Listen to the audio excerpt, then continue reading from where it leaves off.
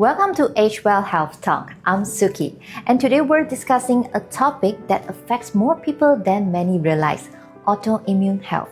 Have you ever been told that your blood tests look normal, yet you still feel exhausted, struggle to concentrate, experience bloating, recurring skin problems, or unexplained ache? If that sounds familiar, today's conversation is for you. Joining us is our functional medicine physician, Dr. Siti, who will help us understand how the immune system works, why it can become dysregulated, and what practical lifestyle factors may influence long-term health. Let's welcome Dr. Siti. Hello, I'm Dr. Siti, your functional doctor. So I specialize in autoimmune and mental health condition from functional perspective. So the reason I come to functional medicine is because around 3 years ago, I encountered lecture by Professor Grotman.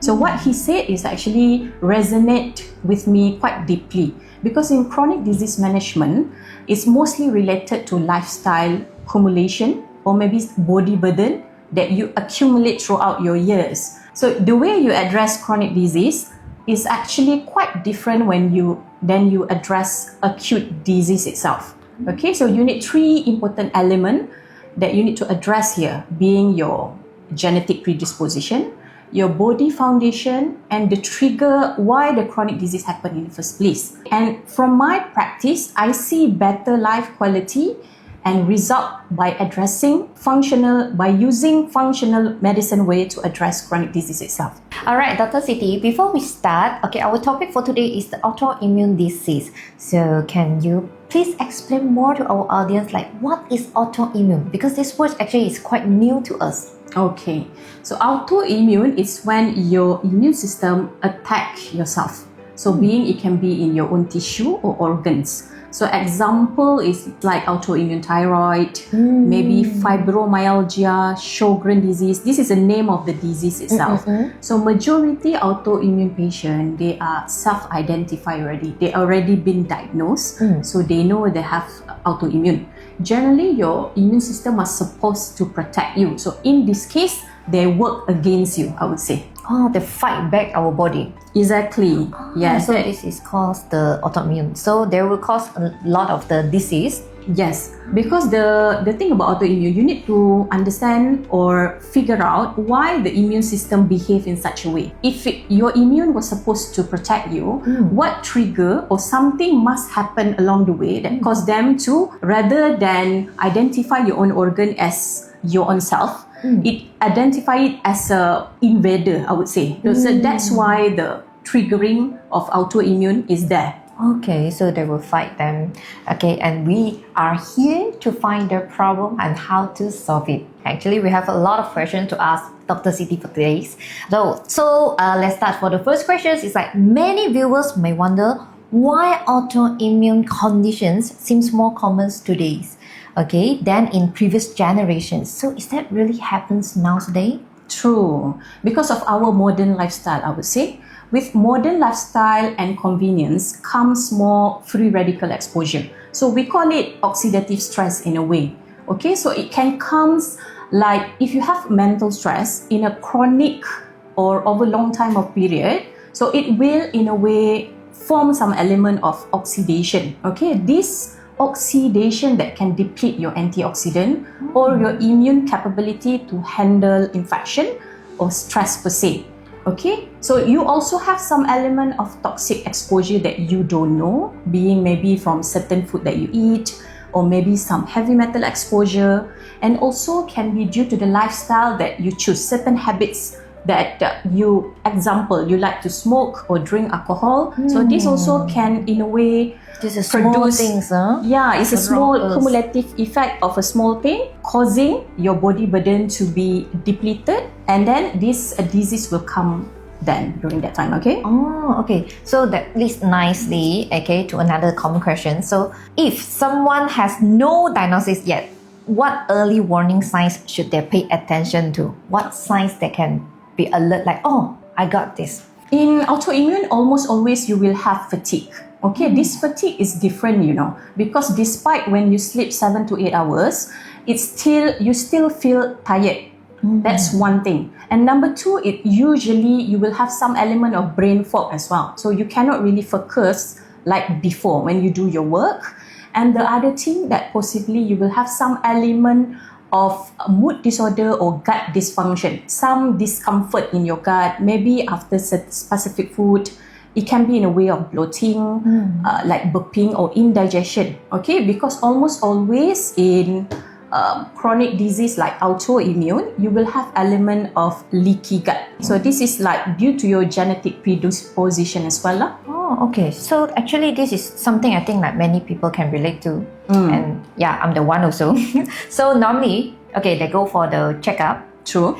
The doctor will say the report is definitely seems normal and it's okay, but they still feel tired, bloated, inflamed, or not like themselves. So actually, why does this happen a lot? Yeah, mostly because your normal blood tests don't really measure your hidden stress and inflammation. Because hidden stress and inflammation can lead to some hormonal imbalance at the same time. So if you go seeing your doctor, right, the most they will check is actually your basic full blood count, maybe some kidney, liver function and cholesterol. And some maybe cancer marker they will check together during that time. But never up to the hormone, vitamins level and also your hidden inflammation of liver. So this actually the one that will tell you the whole story. So when you don't test specific marker, that's why when you go to the doctor, despite normal blood tests, you will still generally feel tired or not optimum, I would say. Your sleep is not really that good. You will still feel some element of a mood disorder, brain fog or fatigue. So this usually is a tell sign that you most probably have something else going on in the body that you don't really check. Okay, sounds interesting. So functional medicine does not dismiss the symptoms just because like one report looks like normally. And when we talk about the functional medicines, one thing we always hear is the root cause. True. Yeah, so when the functional medicines looks at the autoimmune health, so what is the main difference compared to only focusing on these symptoms? Oh, because in functional medicine, we ask the question why. Why the immune system dysregulated in the first place? So you see your body have their inborn ability to handle stress from external and internal environment at the same time. So the main marker that we look in autoimmune is actually your vitamin D, your cortisol level and your antioxidant capability in the body itself. Because if you think about it, if you have a lot of oxidative stress, definitely they will deplete the antioxidant in the body as well. So there's a certain sign that you can see from blood investigation that can point towards your antioxidant in the body per se. So what we do is identify this marker by asking a series of questions. So that's why we take longer when we ask patient question, about 1.5 hours, because we need to know how is their daily habits, how good is the sleep, and what stress they expose themselves to. Because simple stress, like acute stress in a way, is very good to build your mental and physical resilience. But chronic stress definitely is a trauma already. Your brain will be affected. So this stress generally will produce element of free radical and deplete your antioxidant at the same time. So when we say root cause, usually we need to find which element in your lifestyle that you expose yourself to, causing you to have this disease in the first place or flare up of the autoimmune. Okay, so method of cure them is different also. Definitely. So let's say, so even if two people, they have the similar symptoms, so the reasons behind their symptoms may be completely different. And if someone suspects their immune system may be imbalanced, so what kind of assessment may help them? Generally, you can know majority of autoimmune patients, they are self-identified because they already been diagnosed. Because nowadays, our diagnosis capability is actually quite good already. But for other people, the most common symptom that they will come to us is actually fatigue, brain fog, and some element of non-specific pain. Because one thing, if your body, your immune system is affected, what you will see, your body will suffer in the same way as well. So if you have two different set of people, we know for sure they will have different genetic. So then the question become, what is their body foundation, what is their body burden. So some people will carry more mental stress compared to other people. The other people, maybe the issue is mostly the way their lifestyle habit, like gut inflammation is very bad already. So maybe their factor is more like related to the insulin resistance rather than the stress itself. But almost always, autoimmune disease will have oxidative stress generally. Majority of them will have some element oxidative stress that they don't know contribute to their disease per se. So majority of the patients, they don't know they got this. True, because like toxic exposure, like mercury per se, it usually can come from certain fish, like big fish that you eat on your daily diet or some things. So then the question is whether they know or not, because tuna, for example, is actually quite heavy in mercury as well. So some people don't know; they just like to eat tuna daily. They thought it's actually quite healthy because it's like in a bread together with some element of salad. So there's a misconception also going on there. So heavy metal or toxin accumulation actually quite a primary driver in autoimmune disease. Okay. Dr. Siti, so could you share an anonymous real-world example of a patient you've seen who experienced this before? Generally, I think I have a lot of patients being a office worker, meaning career-driven women that actually pay close attention to their brain health. So majority of the time when they come to me, the main complaint is actually brain fog. They cannot really perform as previously. So sometimes they will feel a little element of guilt also because they don't really want to say to their employer they cannot perform as efficiently, because generally they look quite well, but the fatigue and brain fog is actually very prominent and cannot be resolved by the sleep despite how many hours they sleep also. So this is like the most common thing that I can see. So what we do here is actually, because in fatigue, what it shows is actually you have a deficiency in certain nutrient or hormone. So that's why in normal conventional medicine, they cannot address fatigue because you cannot use medication to improve your energy. You need nutrient. So the only way to address fatigue is by improving nutrient that you are lacking in. Can be in the element of B vitamins, or we balance back the hormone that you have, or just a simple improved vitamin D sometimes can help also in this condition lah.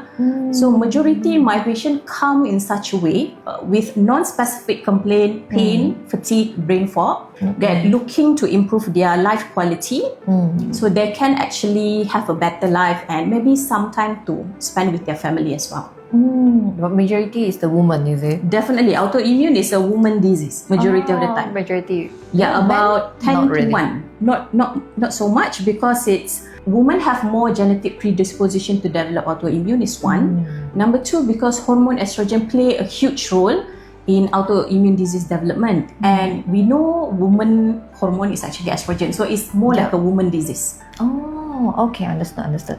Okay, so Dr. Siti, I want to ask a few quick questions that many people may be curious about. So let's play a little myth versus fact. Okay, so the first question is autoimmune disease the same as having weak immunity? It's not necessarily, because your immune system can behave overactive, underactive, or misdirected. So in autoimmune, you will have misdirection and overactivity of the immune system itself. But the low antioxidant will be there actually in autoimmune. Oh, okay. So does everyone with autoimmune issue need to avoid gluten or dairy?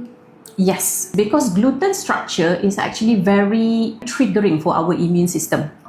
And also dairy also have this beta-casein. The structure also kind of like triggering as well to the immune system. So we usually ask to at least cut about 70% from gluten and dairy. Oh, okay, to reduce it. Yes. So can supplements fix everything, all this issue? Now, the main difference, right? Supplement outside, usually the dosage is not enough majority of the time. So in autoimmune, you need higher dosage of nutrient and better sequence of eating. That's the main difference. So I would say not really. Supplement usually won't help much. Oh, okay. Need to they need to cooperate with a lot of the method. Maybe eat well.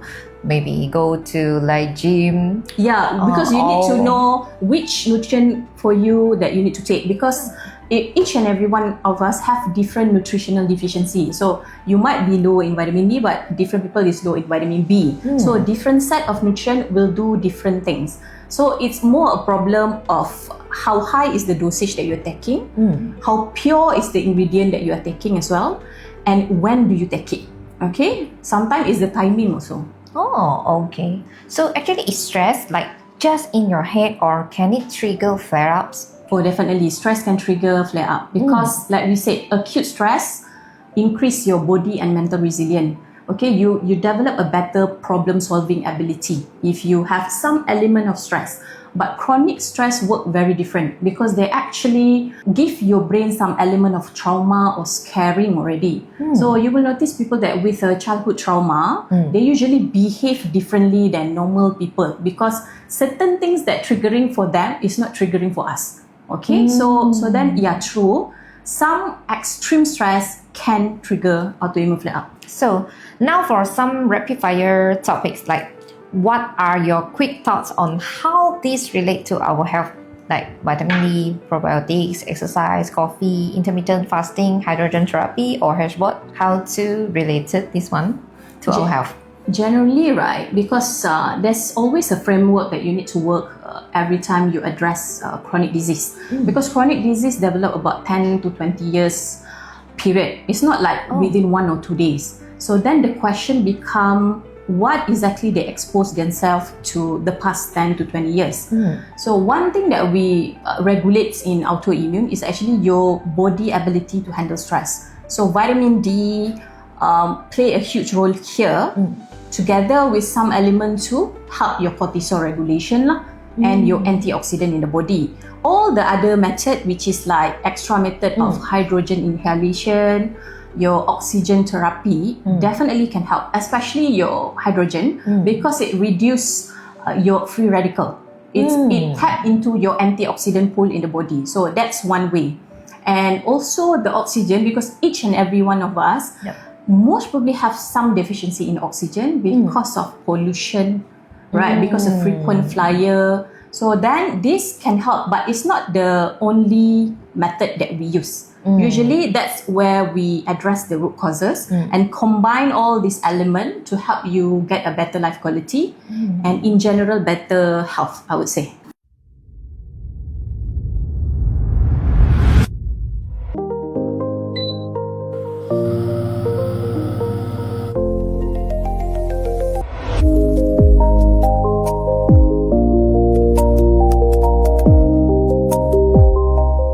Okay, let's continue our myth versus facts questions. So, is gut health really connect to the autoimmune health?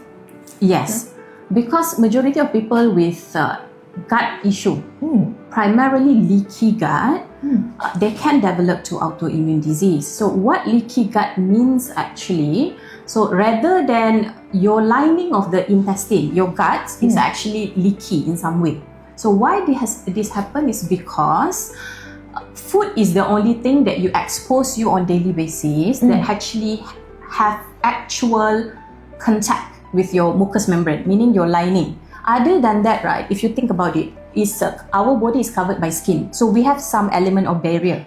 Only food that you can contact directly when you eat. And the problem is, if this food is something that you cannot digest. So if example, right, gluten, they do have specific composition like mimicking pathogen or like invaders. So when your body sends something that they cannot process, they will develop some immune reaction to that particular food. So that's why when they keep attacking the gut lining, so you will become some element of holes will form. So rather than the food stay in your intestine, it will go to the bloodstream. So then the problem will happen because your blood circulate throughout the body. So they will cause all triggering immune system, something in that sense. So leaky gut is almost always present in every autoimmune disease. Okay, understood. So next question is like, can autoimmune health improve with lifestyle change? Yes, because like we said, the majority of triggering element comes from the food that you take. So if you avoid the contact with specific food, most commonly gluten, dairy, and certain nuts, or maybe you can do some food sensitivity blood test, IgG per se. So you know which food your body cannot handle because every person is different. So then if you avoid the trigger, definitely you can regulate your immune system better. So a lot of people, they were asking like, should people self-diagnose from the symptoms online by themselves? Generally nowadays, because of ChatGPT and all this AI, so we see a lot of cases whereby the patient come to us with certain diagnosis already. So it's not to say that it's 100% wrong, but then majority of the time they tend to overdiagnose you, okay? And then you will develop this like fear-mongering thing happening inside your own body. So I would say professional advice does play a role here because what ChatGPT cannot give you is actually perspective. So they're only a machine. They can answer factually, but not per se from, they cannot connect whatever symptom that you have. So in this way, we always suggest you to come to see professional, which is a better strategy. So we'll have a better understanding about the conditions as well. Yes. Okay. Rather than go pure Google or maybe all these AI seeking tools. Okay. So Dr. Siti, so if today's audience, because we elaborate a lot of the autoimmune common disease, so if they can only take away 3 important things to support their autoimmune health, so what would you suggest for them? Only 3 things, because like today's we elaborate a lot of things about like autoimmune. So what are the things they need to remember? These 3 things I must do. First, I would say immune regulation is one of the important stuff that you need to address. So being your vitamin D level, your cortisol need to be optimum, and also your antioxidant need to be enough. These 3 things, it regulate your immune system. It give your body some element to address the autoimmunity.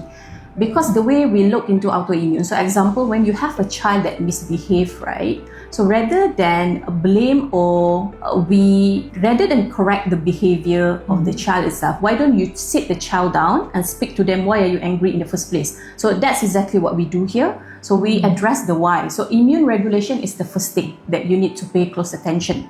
Number 2, you need to know your trigger. So what exactly that you have? Is it due to the prolonged mental stress? Or are you someone that eat a very bad diet or expose yourself to certain habits that very damaging, like alcohol drinking or smoking? So this habit need to go actually.